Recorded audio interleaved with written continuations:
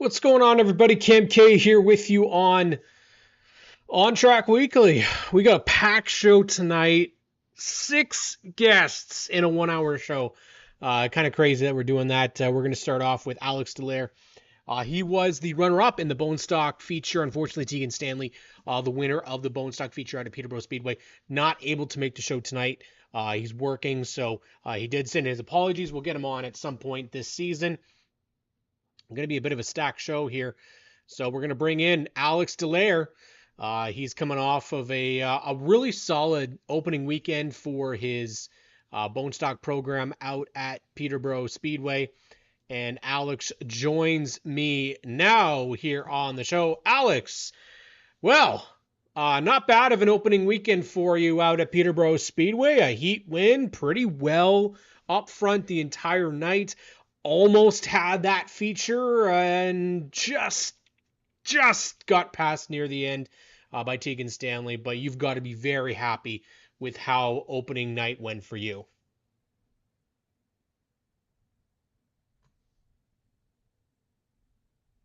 Do you not hear me? Sorry, you're chopping up there, Cam. That's okay. We'll say how opening night go for you, buddy. It looked pretty solid. Yeah, I was not expecting that at all. The night couldn't end any better. And I think it's good luck for coming to Peter.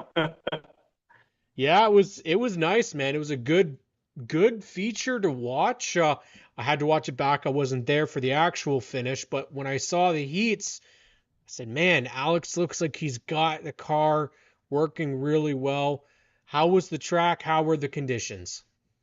The whole day was beautiful. Like we had two rainouts, so it's not having a hot sunny day. And from first practice, there's a ton of grip in the track, and we got the tire pressures and the car all good in practice, and we did stuck with all night same setup, and yeah, the race is phenomenal. Kyle Johnson, he's on this year. Him and Matt Martin, they're hard on it, on clean racing, and yeah, I talking to Matt in the pit before. He was a little nervous because there were so many cars there this weekend, and yeah, I got 2 third-place finishes, and yeah, the race clean. It was an awesome day. I mean, a little bit of shenanigans towards the end of that race between the leaders, and you got yourself in the top position. Did you think you had it, or did you know Tegan had a little more? Um, the car looking up for sure. Just I keep catching the humble strip on the inside, and it always put me a bit wide. And I just had a huge job from last year. Same thing happened late caution in the race, and then yeah, he's gonna come out on a start there, and I just cut rump trip and let that little grip and get on the inside. Tried to run clean. It was a clean pass, and we tried to get him back coming down the front stretch, but it just didn't have it anymore. That was all we had. So.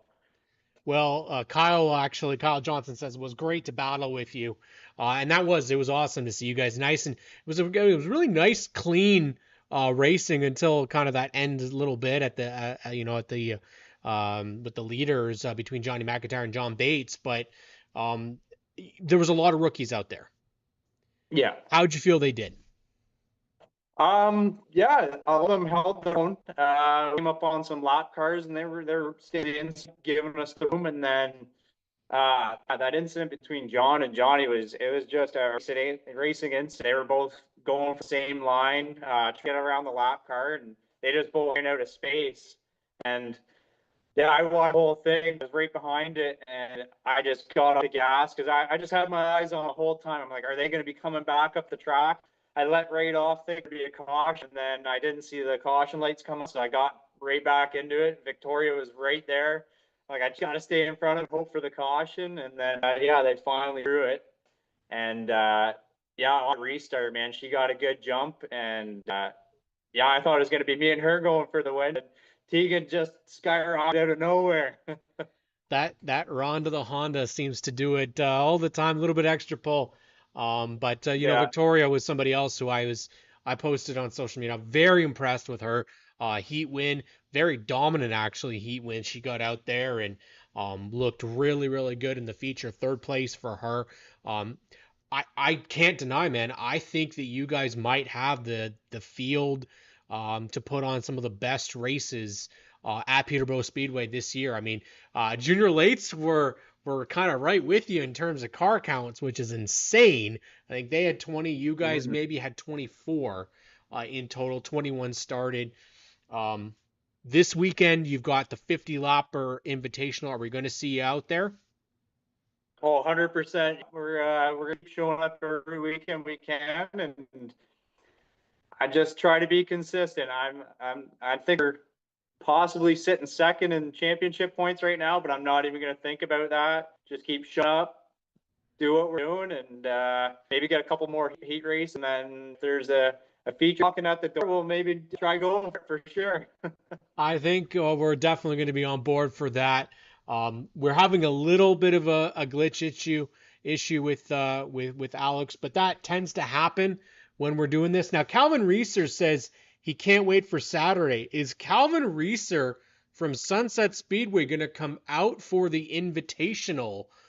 I'm wondering if he's going to answer this for me because, I mean, this is a thing. You don't get to race with guys at Sunset or Full Throttle very often because you're typically racing on the same day as them. Are you looking forward to having some invaders coming to Peterborough? Yeah, it'll be interesting for sure. Like I've never run autumn colors, so I've never went up against any of these other out of town guys, and yeah, they're all fast, so it'll be interesting to see how we compete with them. Well, Calvin Reeser, currently the points leader out, I believe he's the points leader still at Sunset Speedway, is confirmed he is coming to race. So that'll be fun to see how he can do against you. He's got it tough. He's got the old Nissan out there to try and pull against you guys and the little tougher cars to pass. But he always does really well out there. So, Alex, we love having you on the show, and we'll have you on a couple more times this year. Obviously, this is the dream start for you. I mean, you got a heat race win, run up front, get second place at the end of the night. The car looks in pristine condition, not really any damage to it at all. Was it essential aside from not winning, perfect race weekend? I couldn't ask for a better weekend. I got the pictures with the family. That was the goal for 2025, and we got it the weekend, so I can't complain one bit. Perfect. Well, we're definitely excited to see more from Alex Delair. Alex, thank you so much for having the time to chat with me a little bit tonight on the show, and can't wait to see what you do on Saturday. Perfect. Thanks, Cam. Talk to you later.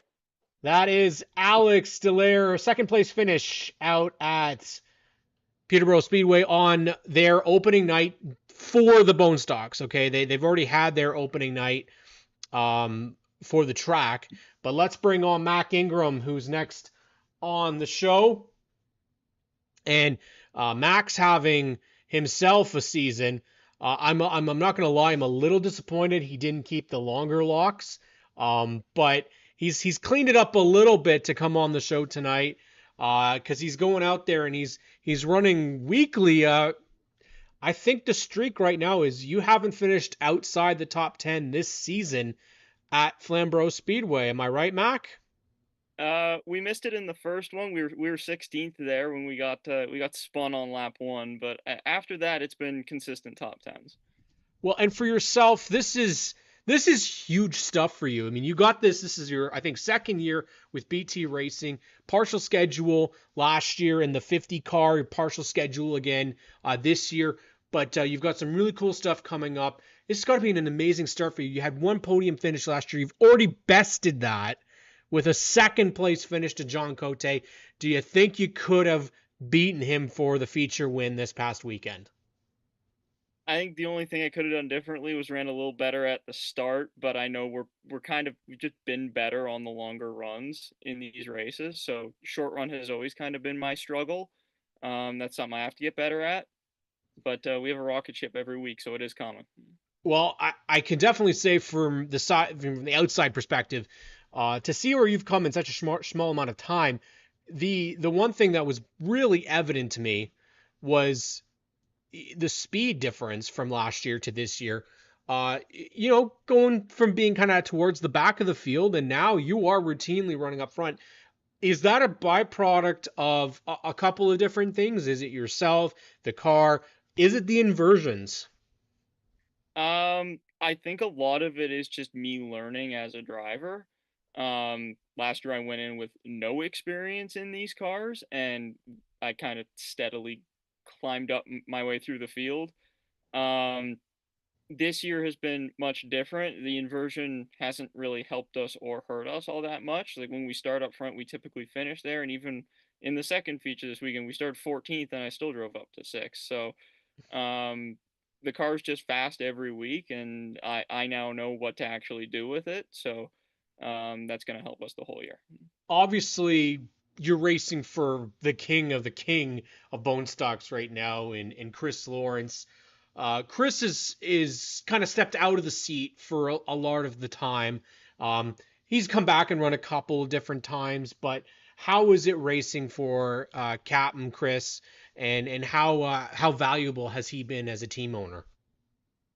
None of this would be possible without him, and I'm not just saying that because he gave me the ride. He gives me all the tips and all the information that I need to be able to succeed. He helped mentor me on both on the driving and all the stuff that goes on behind the scenes. He answers questions when I have them. He gives me game plans when he has ideas for me. So it's he's helped me grow just as a driver beyond giving me the opportunity to drive. Compared to last year, where's your confidence level? I mean, it's got to be, I would think it's got to be high. You've already surpassed what you did last year.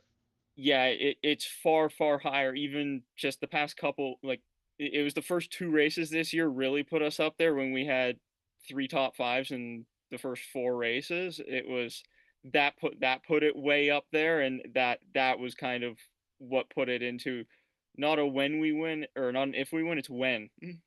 Well, Because when and we're it running almost that happened. consistently, it's gonna fall. Yeah, and it almost happened this weekend. I mean, obviously John Cotes, he's also been very, very fast at Flamborough Speedway. The field's gonna been up and down this year. You've had your fair share of being involved, not of your own making, but of being involved in some of the carnage. What does you guys as a field at Flamborough need to do better? Because it seems like we've had a lot of wrecked cars to start the year. Just from the two that I've been involved in, I think the big thing is we need to learn to check up when people in front of us get out of shape or have to check up from their own reasoning. Hmm. Because the first one I was in, just the whole outside lane checked up and the car behind me drove through me and spun me around and collected a bunch of cars behind us. And the second one was cars in front of me, one got loose and no one behind it or no one right behind her lifted. So and that stacked up a bunch more cars. It is one of the most competitive divisions, I think, in the province. I still say, I know Delaware has the larger count. I know Peterborough is a good looking field. They're a lot more experienced this year. I still believe that with you guys running double features, this is the pure stock division, and it is the purest form of racing. It's the best form of racing, most competitive bone stock field in the province. How does it feel to be amongst really some of the best drivers in the province? It feels great. Like that was why I kind of picked Flamborough. Like, yeah, it's close to home for me, but I was also told that it was a super competitive field. And when I was doing karting stuff, I was racing up against the best guys in the province doing that at that track. So there's no better way to learn than racing the best. And I would be cheating myself if I didn't do it that way. For yourself, anything that you need to work on still, or you feel you're on your way to better successes? I think the biggest thing I need to work on is short run pace, those first kind of 5 laps Mm-hmm. of a run. Um, Especially if you look at last year qualifying for both Gold Rush and Frosttoberfest, I don't think I shot myself in the foot. I think I dropped a hand grenade at my own feet. Um, and put myself way too far behind. Right. Um, I don't think it's been as much of a struggle this year, but it's still something that I can get better at. And other than that, it's just more so understanding the car setup so I can help Chris and the gang understand what I need. It helps them a lot more if I can say this is what I think we should do. Well, and you're also not only racing at Flamborough Speedway this year. I believe you've got some pretty cool stuff that's happening. Yeah, this week on Friday, I'm taking over for the boss lady Miss Penny in her car at Delaware for the 40 lap feature. And then right now it's planned, but it's not set, that a couple weeks after I'll be driving Chris's mini stock at Flamborough. I mean, dude, for us, obviously, we go back a long ways. This since basically Stickers and Scuffs podcast started in 2021. You've kind of been right there with your dad, and I want to know, man, what's it like seeing your dad's face after you have a great run? Because man, I don't know if there's a guy more passionate about his racing than your dad, but when it comes to his son racing, it's got to be a thrill for him. Yeah, well, he was disappointed because last year he actually wasn't there when I got the podium. That was one of like the two that he missed. So my mom was there for that one, not my dad. So he was this past weekend. He was pretty ecstatic to be there and bouncing off the walls. I think if he had a little bit more kick in him, he would have tried to knock me out of the car when I got back to the pit. When is it? When are we going to see you versus your dad on the track? Is that ever going to happen? I don't think so. No. Mac Ingram, one of our S&S ambassadors for this year over on the Stickers and Scuffs podcast. It's been an absolute honor seeing you go out there and represent our brand so incredibly well, and that's why we're really ecstatic to have an ambassador program. That's why I encourage other people within the racing community to create an ambassadorship program to bring some racers and give them opportunities to represent you. Maybe the names that aren't as well known. You know, Mac's been a fan of ours since we began way back in 21 and has supported us. So why not give the opportunity back to a young driver who's deserving and now showing it. Best of luck out at Delaware this weekend, Mac. Best of luck for the rest of the season. Definitely going to have you on the show again. But thank you so much for joining me. Thanks for having me tonight, Cam, and it's an honor serving the brand. Absolutely. Well, we're looking forward to seeing Mac Ingram back in the racing worlds out at Delaware Speed. We're going to get the opportunity to race. And you know what? I think we're going to see a lot of this kid in the future. Based not just because he is a racer of S&S, but and a racer for BT Racing, but the trajectory is everything in motorsports. Seeing the results from week to week to week, and Mac is having a steady increase. He ended his season last year with a podium, a third place finish. Started off this year with top 5 finishes. Yes, he had a 16th place in there, but now he's got his best ever result in his second place finish, continuing a streak of top 10s. He's got one outside of the top 10 start, or one of the outside finish this year, and a guy that is really good to talk to about this is somebody who has seen himself in that position before, moving his way from the bottom of the field to the top of the field, and he is on a roll in 2025. And that is, they call him the werewolf, although he has seemingly started to groom a little bit more, so I don't know if we can call him the werewolf anymore, but maybe just the wolf. I don't know. Wally Wilson back here on the show for the second time this year, because Wally Wilson back in victory lane in the modified division out at Sunset Speedway. Wally, buddy, what a great start to the season for you. Yeah, it's been pretty good. Yeah, I'd say so, eh? I mean, you're going up against, you know what? I was saying this the other night. I think, yes, maybe the field is a little bit smaller at Sunset for the modified division, but you guys have a championship 3 battle that might go down as one of the tightest that we've ever seen, because it seems like the trade-off of wins between you, AJ, Amanda hasn't gotten there yet, but she's finished second, I think, in every race so far. So how does it feel, man? It's pretty good. It's great competition, honestly. Like, you got Amanda, AJ, Darren, Malcolm. Honestly, like, it's not a big field, but it's a tight field. Like, we're all within a couple tenths. So, And I think it's just going to take a little bit more for some of the guys that have come from the OMRS to kind of get up to the same level as the modified guys running an Oscar. Now, obviously, you got out there, ran Oscar as well. that race didn't really go the way that this Sunset has gone so far this year. Do you know the reason why? I always seem to like it's not my best track. It's not my worst track, but it's not my best track. So just that plus we couldn't get the car to turn, so it just handful of stuff. Obviously, things are a little bit different on the Oscar side. They're struggling a little bit in terms for counts, and we still haven't yet to see you race Delaware because unfortunately it got rained out that night, so we don't know what that field's supposed to look like. But for yourself, it's got to be rewarding. 2 wins to start the season. Really, did you dream of this? I mean, it's something that I've always wanted to have happen, but Yeah. obviously it just hasn't happened. And then honestly, about halfway through the year last year, we came on strong and just haven't really looked back. Now, is this the car that you stole from Kelly Balson, or is this a different car that you're having so much success in? No, it's still the same car I stole from Kelly. And now you're beating Amanda with that same car. So Yep. something that you get to brag about. But I do want to mention, obviously Amanda, because she put out a very heartfelt post about her weekend, and she made mention about how awesome it is to race with you, and how respectful and clean that you race. Now, obviously, for yourself, you've come from the back to the front. That there's no debate. People know kind of your story.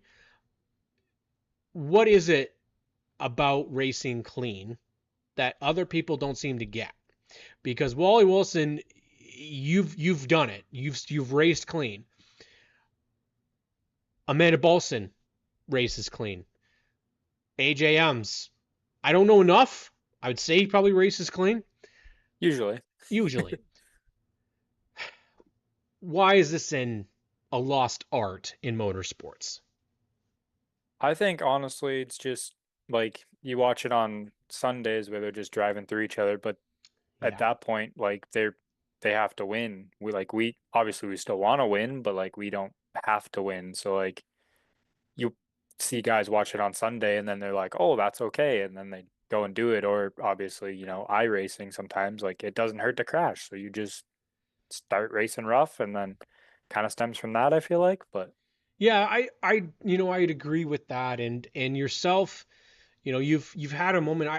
Yeah, I think a couple years ago, maybe Wally Wilson would have been a little more impatient behind the wheel. How do you feel having Colton Everingham as a spotter when he comes in? He's got a couple wins as your spotter, but he's also a buddy of yours, and you're getting victories this year. He just picked up his second win this year. For yourself to see someone who's been so supportive to your program and to see him finally get back and have success, how does that feel? honestly, I couldn't be happier for him. He's such a great guy. Like he's honestly probably been one of my biggest supporters. Obviously, he's been the hardest on me, but I mean that's just Colton. Like he just genuinely wants to see me do good, and it's been amazing watching him being successful this year. I mean, the one thing that's great is when we start to get involved with motorsports, we get to know um, who people are and their reputations and how they race. And I like that we've got people in this modified division that could potentially bring others in. And that we talked about this last night actually through Messenger. And that's the one part I love about this deal is that we talk racing every day, all week long. But it really feels like you've got a following. Man has got a following. AJ's got a following. OMRS guys that have kind of left that series and come racing with you guys. I've talked about before Keegan Moat, who wants to come and race against you. You have really changed, I think, the perception about modifieds. It's always I feel like it's always the ugly stepchild of racing. It feels like the modifieds always get forgotten. But the Oscar modifieds still to this day have put on one of the best races I've ever seen at ACC. They still have a wicked look to them. Again, I'm more of a sucker for the tour style modifieds, which Wally Wilson drives, so I'm always going to say those look better. Why should people get into the modifieds, Wally? Honestly, they're just great bunch of people. Like no matter whether you're on Delaware, Sunset, Oscar, like all of them are great people, and they're all really good to race with. Like we can't really we can rough each other up a little bit, but like typically with the open wheel, you don't like everyone races fairly clean. Obviously, there's still incidents, but that's just hard racing most of the time, right? So Yeah, Paul says we bringing someone into mods. Well, you are, because the fact that Keegan Moat has said he wants to get into the modifieds to beat Wally Wilson. So that's exactly what I'm talking about, though, is when you get people that have a bit of a following. We know you as the modified guy. Like that is your thing. And if we get more people interested, like I said, I think Amanda coming in is a big step. I think having you're going to have a switch over in people. That's going to happen. It happens every year that people switch from one division to another division. Sometimes it's warranted, sometimes it's financial, sometimes we see dips, and sometimes we see things get really, really good. yep. For this year, you're off to a great start. Obviously, it's Sunset. What do you need to do to get better at the Oscar side of things? Because we've got Sunset figured out. So what do you need to do for Oscar right now? Honestly, I think just try and get out testing more and get Okay. out to the tracks a little more. Like we practiced a couple of times at Delaware already, obviously, because like we're gonna race there a little more. But like Sauble, like I can't say I've ever really done bad there, but I'm not at winning races there yet. Same with Flamborough. Like those are like the three tracks that like really, and I guess Varney too. I don't really have very many laps there, so hopefully get out testing and get it all figured out, and we'll be fast. I'll throw one out there. Do you ever think you'd see modifieds out at Grand Bend?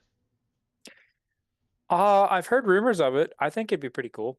Yeah. It's a interesting track for sure. It size wise, is that an issue for you guys, or?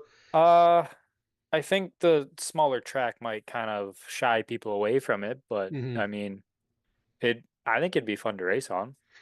Will Wally Wilson take his mod down south at any point? I'm trying to find the funding to make it happen and convince my dad to let me take a car down south.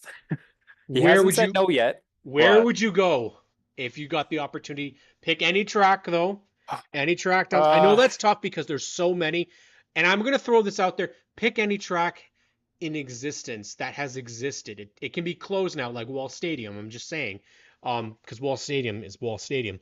But Bristol, Tennessee is out there. Martinsville's obviously out there. New Hampshire's out there. Where would Wally Wilson be? Oswego's out there. There's lots of good choices. So where would you want to go if you had some mystery funds come available? Honestly, what I want to race is Caraway, because like going there to help Norm Newman last year, like that place is insane, and it looks so fun to race.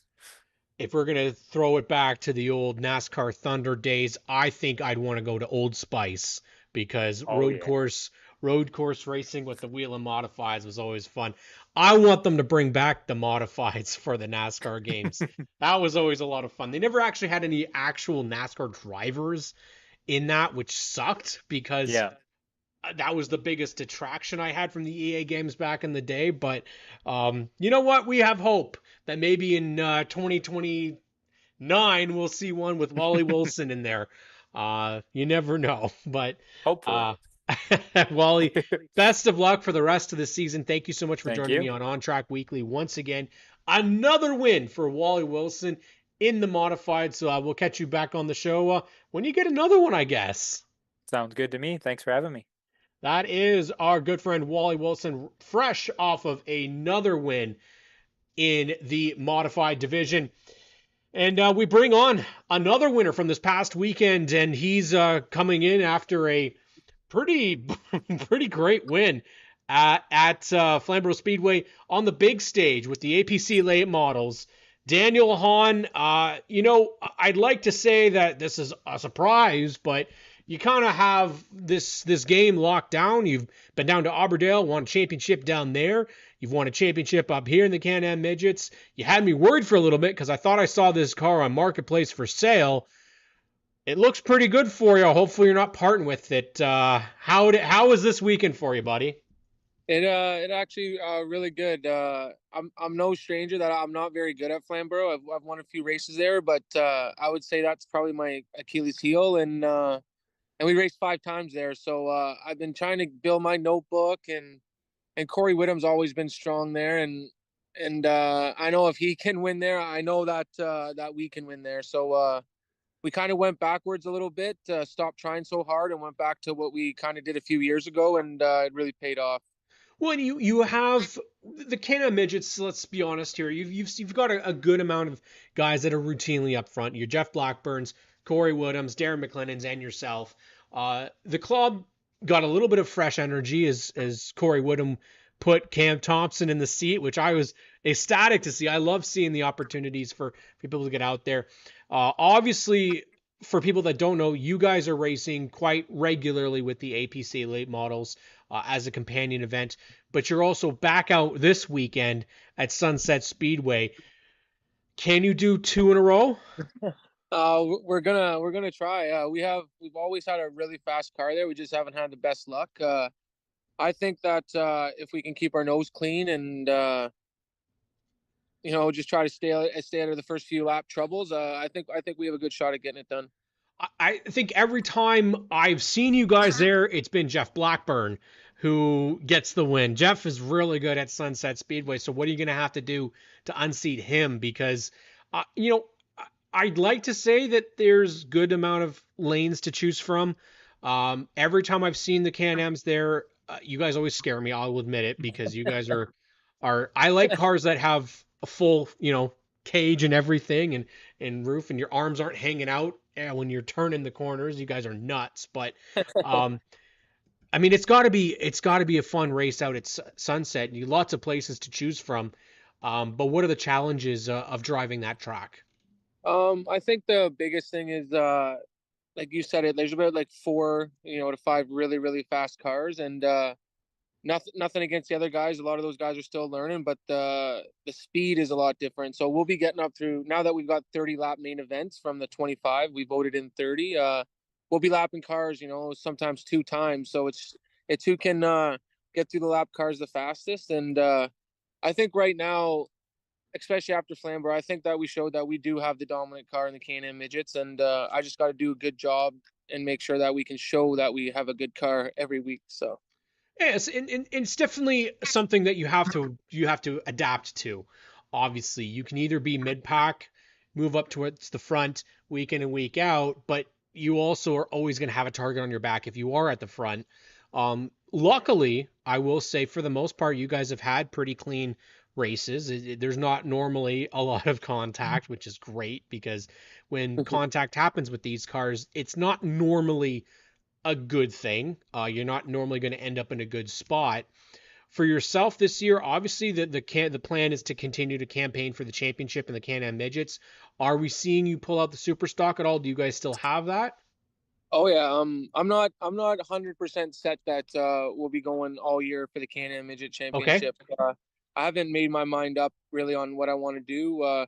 We ran in a bit of part trouble with the super stock, just kind of a situation I put myself in, which I knew better, but that's going to be rectified this week, and you'll see that car out, I would say, probably within the next few weeks. So is there a potential that we're going to see you guys travel up to Sauble for the big invitational for the super stocks there?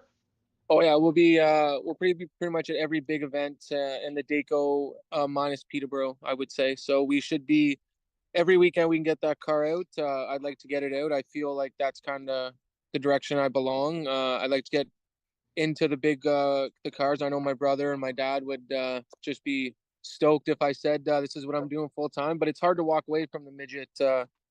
I show up to the racetrack by myself. I don't know if a lot of people know that. I don't have a full army, and any spare help that we get, I try to give to my brother, because really deep down, I'd rather be with him than racing the car myself. I grew up helping Tyler, and Tyler being my mentor and watching him race, and we'll end it like that. I'm not gonna take anything away from his race program. And so, yeah, I think if we run for a full year this year, it'll be the last time my car is my midget will be on the racetrack. And if we don't, then we'll be out part-time maybe. So we'll put it out there then. If that car is going to become available, just definitely check in with Daniel Hahn if you have questions regarding.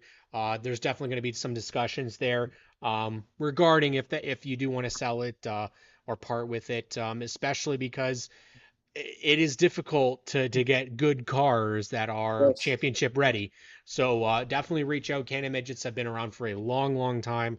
Very established club, racing all over Ontario. And the other side of that, running by yourself, but you're also going all over the province doing that. And that's the other side of it. Yeah, the travel, like, I kind of set a goal to be a Can-Am midget champion, and I was lucky enough to do it back to back. And I kind of just don't want to do the racing thing by myself anymore. Like, I set out to set my goal, and I did it, and I just don't want to do it alone anymore. So if I have to take a step back and be with my brother and then run off nights in the super stock, then that's what I'll do. But racing is truly a team sport, and it's no fun doing it by yourself. So Absolutely, 100%. And you know what? I wouldn't be opposed to seeing a 42 hot rod out there. I'm just saying, don't count your chickens yet, because that's we're talking about that. I would love nothing more than to race against my brother. Wouldn't like being beat every week, but I would love to race with Tyler, and he's a class act, and I would nothing more than to share the racetrack with that guy. you know what? It's really nice to see this. I mean, obviously you guys have been in this racing deal for a long time. And you know what? The partnership that you guys have, brotherhood that you guys share is admirable, and is something that we want to see, in racing competitors, obviously, and families as well. But I truly think that, I can't disagree with what you just said. I mean, your brother is one probably of the nicest people I have ever met at the racetrack, and genuinely seems to give a shit about people. And that's, you hit it on the head. He does care. He's got a big heart, and that's why it's so many people are drawn to my brother, and he is truly something special. And if you don't think so, just be around him for a little bit, and you'll truly see why my brother is who he is.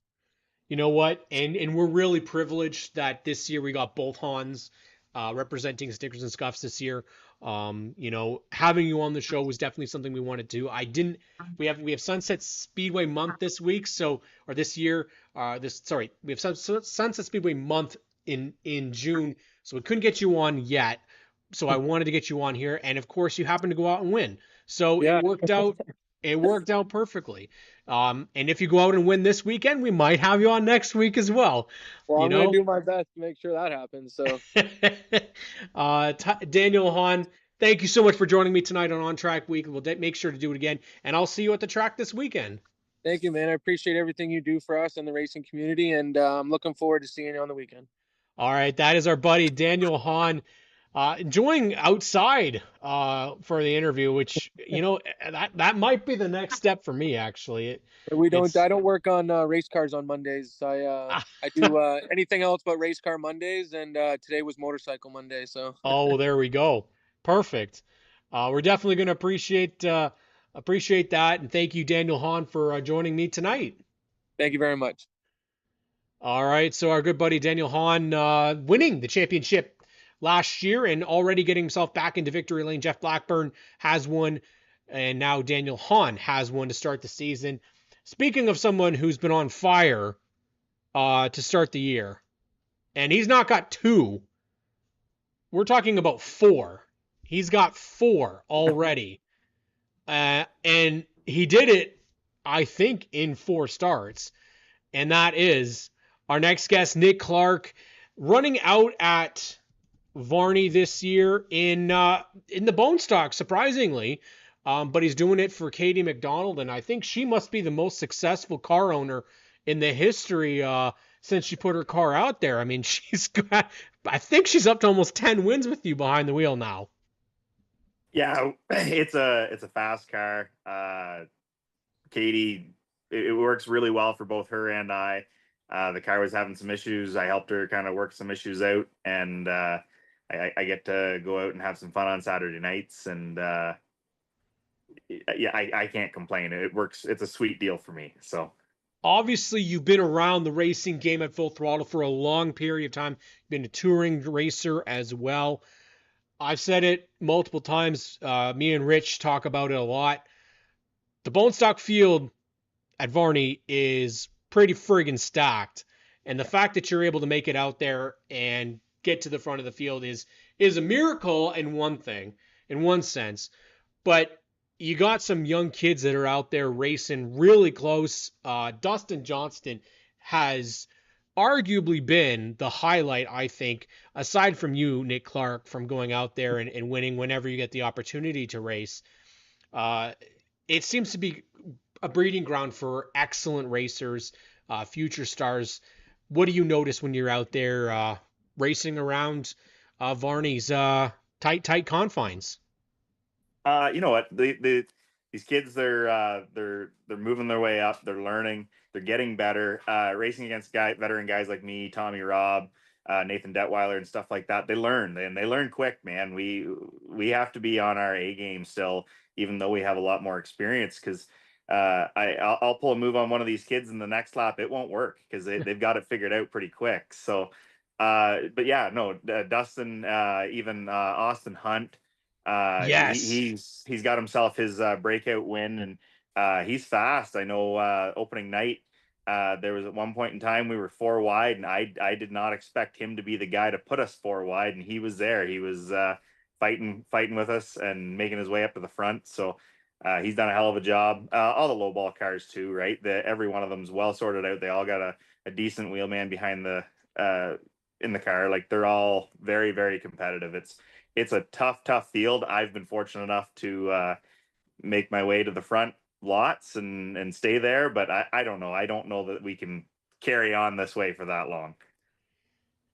I'm going to throw the parent question at you because it's got to be a little different for you now because you're going out there racing against the boy. And you know what? He hasn't done too bad for himself. He had a little bit of car trouble. Start the year, gotten involved in a wreck, and also had some clutch problems. I know this past weekend, but Josh has been out there. I want to get the correction of he is how old? Josh just turned 12. So he's 12. Yes. In a field of potentially 24, and I think I saw a 9th place potentially that he finished in, at least in one of the races this year. Yep. He's getting better. Oh yeah, he's getting better. We built him a new car for this year. It's a bit better car. It's a lot more speed when we get the bugs worked out of it, obviously. But yeah, we had him out testing on Friday, and he was bad fast. There was a couple of guys that said to me that they thought I was testing his car in practice on Saturday. And no, that was the kid. No, he's definitely got some speed. I'm going to sound biased, but I'm really, really surprised on how good his car control is for a 12-year-old kid at the end of the day. He's done exceptional.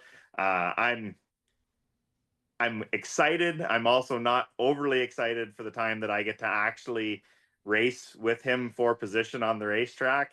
That might make some awkward dinner table discussions maybe later on, but we'll cross that bridge when we get there. I was gonna say, you're out there, Josh is out there. How's Andrea's blood pressure when you guys are out there racing at the same time? I think sometimes it's not so bad because she's waiting in the lineup chute, waiting to get ready to go, so she doesn't have to see what's going on. But no, I think her and my mom does not like coming to the racetrack, especially watching that. So it's all good. Everything will be I'll end up well in the end. But yeah, it's definitely a different feel to be able to actually go out there and race against them. Now, your plans for this year, are you still looking at OLMA? Are you looking at hot rod stuff? Are we focusing on the bone stock? You've got a lot of stuff. Clark Automotive has taken off. You got your business running. You got cars all over the place. What is going on for Nick Clark for this year?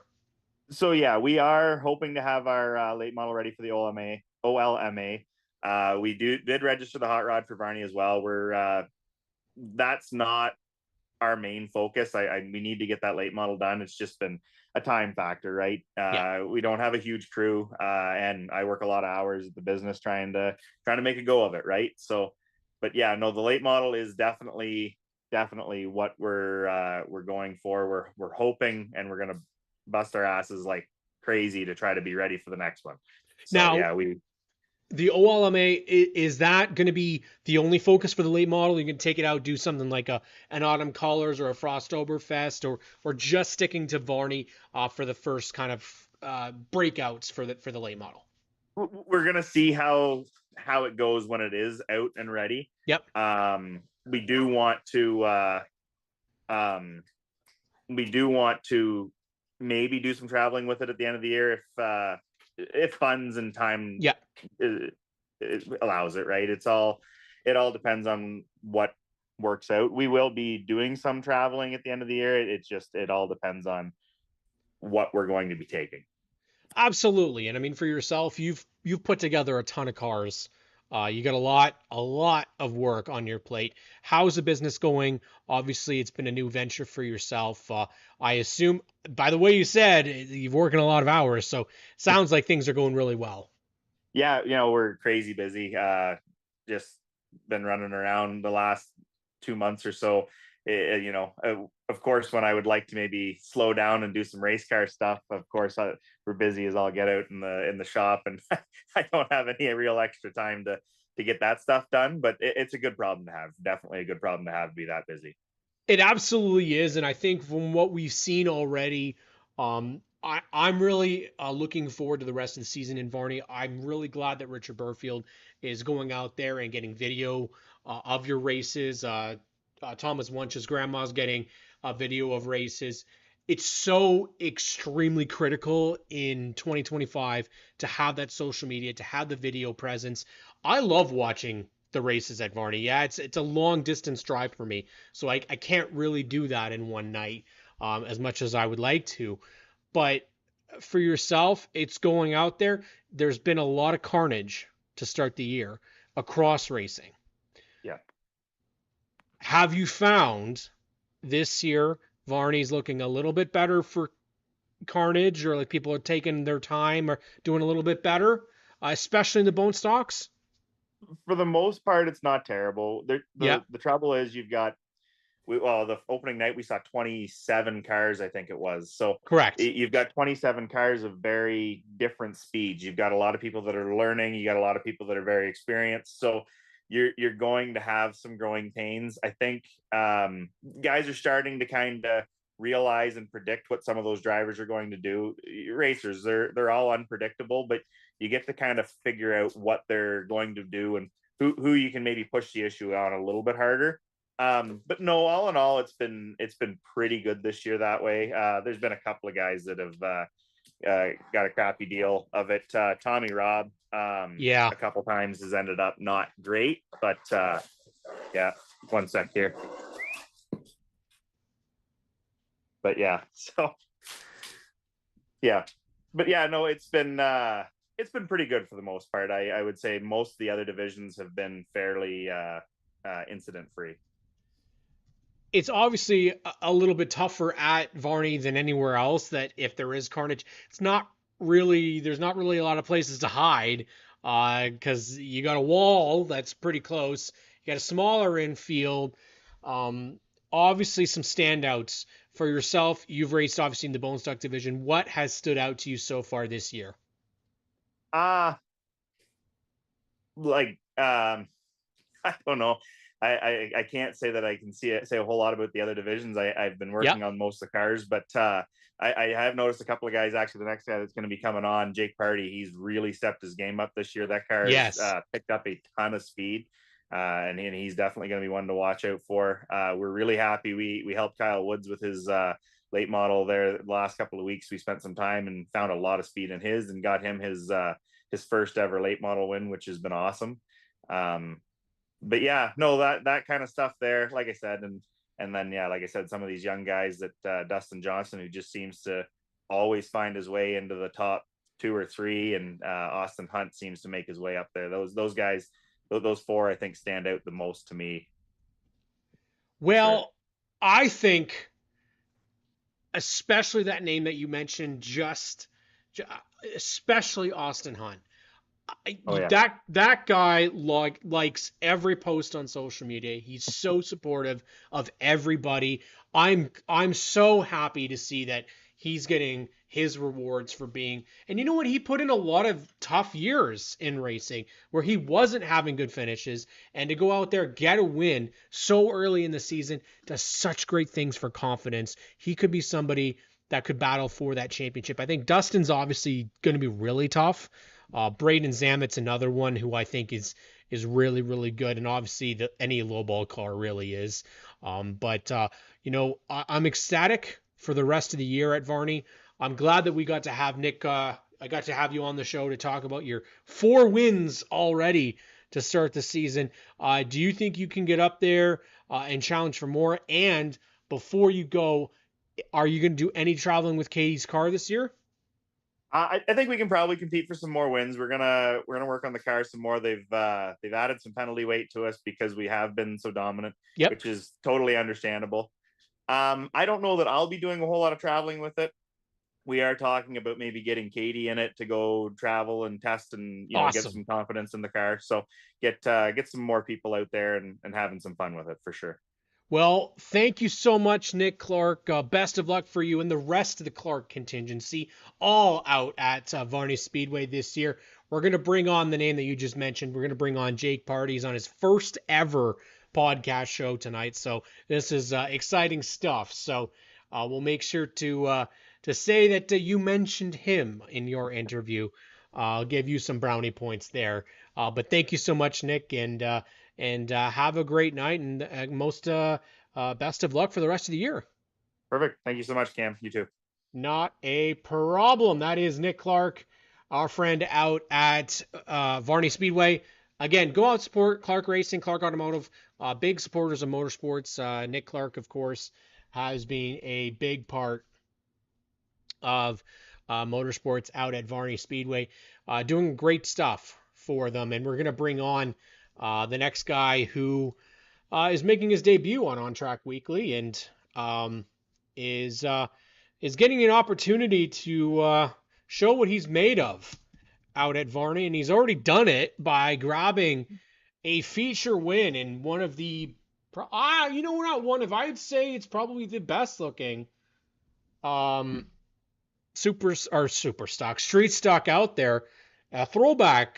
Jake Party is here, and we're ready to party. I'm sorry, Jake. I was thinking about that all day. I'm like, I shouldn't do the stuff from the quote from The Mask, like PRDY, because we gotta, we're either way. Success, a feature win for you. Not too bad to start the year. Yeah, we that race we went out with a hole probably the size of a loonie in the rad, and conversation in the pits before that was, let's go out and do 2 laps to keep points and then pull it off. So I went scratch, didn't take my position, and the temperature never rose, so we just stuck it out and ended up getting the win. Well, and this has been, not saying that it's not been an unheard of thing that you were going to get out there and be successful, because I think it was going to happen. But the street stock class is no slouch. It is very competitive this year. Luke Boss, Andrea Clark obviously have been kind of the front of the pack. Drew Richardson last year. Where do you see yourself fitting in that pecking order for this year? I think we've got a fast car. We've put some pretty good times down so far. We broke the 13s on the first night, which was first time we've done that, so we're pretty happy about that. Unfortunately, we got a DQ on the weekend, so that kind of sets us back for points. We would have been leading it, I think, if my math is right, but it sets us back. So there's some thinking to do with that, thinking to do with what's to come with that. But I think we've got a good piece. You know what? I think seeing the parity and people kind of going to the street stock class is an indication of where it's going. It's growing, and it's growing Yep. quite rapidly. I believe it was only a couple of cars a couple years ago, and now you're looking at you got Luke Boss, Dave Gray, Andrea, Nathan, Jim, Sean, Tyler, you, Lyle, Ace, Drew when he can get out there. I don't know what's going to happen with Ron because I don't believe he's coming back, but a solid field of cars. Absolutely. And what is it that's attractive about these cars? To me, they are thunder stocks, man. That is what they are. That is what I grew up watching. How do these cars drive, buddy? I think it's to a degree it's forgiving. It's hard to explain. I like being able to kind of almost stomp on it coming off the corner, and the back end kind of swings around on you a bit and just hooks. I love that feeling. There's nothing that beats that. And you guys do it. Like I've seen a couple of Richard Burfield's videos of you guys in 3 and 4, and you guys are not. It doesn't look like you guys lift at all, actually, because you guys drag the entire corners around. Like that's the one thing I love about Varney is there's a lot of drift to it. Like people just if they decide they don't want to lift, they're just gonna go balls to the wall and literally just slide their way through the corners. At every corner. Now, I want to touch base with you on something that was very special to you. Obviously, a Terry Party memorial for yourself and your family. Let's talk a little bit about that and why it was so special for Full Throttle to put that on for you guys. Yeah. So yeah. We don't have to go full depth into it. No, that's okay. So yeah, it was something we kind of built for a little while. We Epic Racewear, they did the flags. Yes. They sponsored those, which was awesome, and they did a great job with the flags, first, second, and third. Image Wraps, they did the trophies. Both Epic Racewear and Image Wraps, I think, both like knocked the designs out of the park. Just really made it special, made it something unique. And yeah, I wish we could have had a little better weather for the night, get a little sunnier, bring some people out, but it was a good race. It was a fun race. And you know what? We had the pile up at the start, but it was a fairly clean race. Yeah. And I think that's what he would want for a race. And you know what? When a track can give that respect back to a family that puts a ton into motorsports, that's been a part of motorsports, it means the world. I remember you reaching out and mentioning, talking about it. And while we didn't get it on the Stickers and Scuffs podcast, we definitely want to make sure that we did talk about it today. Is this going to be a yearly event that you know of, or are there plans to do this every year? I would like to. I think if we do it again, I'd like to have it later in the year. Sure. Just for the weather, and it would be nice to have great summer day, bring a ton of people out, and just make it a huge event. But regardless, it was awesome for the track to do that. I know that there's a lot of people that don't get that kind of thing. Yeah. And for him to be able to get that meant a lot and was a super special thing. And especially your car this year. Let's talk about that. One of the beautiful looking ride this year, man. I honestly couldn't say that I remembered your old ride because this one is just it. Now, is this an Image Wraps design? Like who designed this one? Because it is beautiful. So yeah, it's a design based off his All Pro mod. Yes. And so I took there was one picture that we worked off of that was him in Victory Lane at Varney, and that was the one I showed Craig the one day at Image Wraps, and I kind of told him this is what we're kind of working towards. So we had a hard time finding the blue. I won't lie. That was a little bit of a process, but Craig made the numbers look identical, made the logos look great. We tried to do the sponsor placement the same. We couldn't get the same sponsors, but we have Strike Energy in the place of Arthur Chrysler, and I think it came out pretty nice. I'm still gonna say it like it is, and I'm just gonna flip this around because we show our support, obviously, for those that support the racers, and Craig's a loyal supporter of us on the podcast, and what he does for racers and the care that he puts in, especially that. We see what he did for Connor James this year, what he did for you this year. It goes a long, long way, and Absolutely. especially when it comes to special vehicles and special tributes. That's the biggest thing is continuing that. And for the rest of the year, Jake, what's the plans?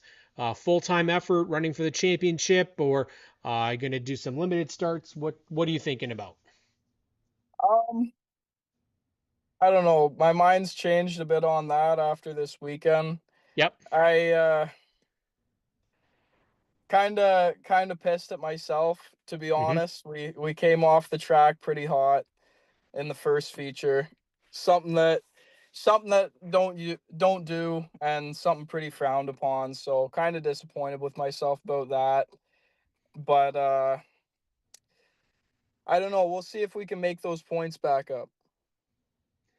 That's definitely going to be an uphill battle, but hey, if you're going to make a mistake like that and a lapse in judgment, you do it at the start of the year, and then you got the rest of the season to make it all up and redeem yourself, right? So, you know what? We're here for it, and I'm glad that we got to have you on the show. I think you said on social media it's your first ever podcast appearance, so we got it working, I got it figured out, and I'm glad you joined me tonight on ONTrack Weekly. Thanks a lot. That is Jake Party. You can catch him all season long, hopefully at least, at Full Throttle Motor Speedway in the street stock division. It's been great to have everybody out joining me tonight. We had a record 6 guests on the show tonight from across Ontario racing. I'm so appreciative of every single one of you guys for coming on the show, from everybody that's tuned in. And I want to give a big thank you out to Jason Metcalf Racing, for this beautiful shirt. Obviously, I want to thank Josh Davenport for being an SNS racer, going down and showing everyone what our Ontario racers do by winning the summer shootout race in the Bandolero beginner division. So proud of Josh Davenport. Proud of everybody that tuned in tonight, because it means so much to me that you did. We are only a fraction away from getting to 20,000 subscribers here on G4's TV. 20,000. We are officially under the 300 number to get to 20,000 subscribers. We can do that in a matter of weeks. How we could do it by the end of Friday. Get over there, subscribe to the channel. I've been Cam K. Thank you to all my guests. Thanks to you for tuning in tonight. We'll catch you all next week here on ONTrack Weekly, only on G4's TV.